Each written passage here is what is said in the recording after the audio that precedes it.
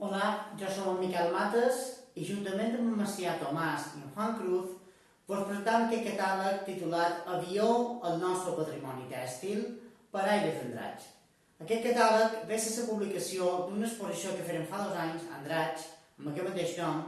en el qual volia donar a conèixer i difondre la gran riquesa del patrimoni tèxtil i concretament el patrimoni de la indumentària tradicional i popular.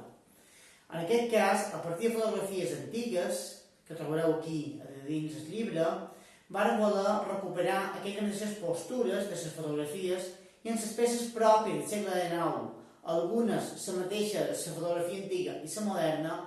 perquè la gent pogués veure i admirar les textures, la col·locació, el detall d'aquelles peces d'indumentària pròpia del vestit popular de la Mallorca del segle XIX i principi del segle XX.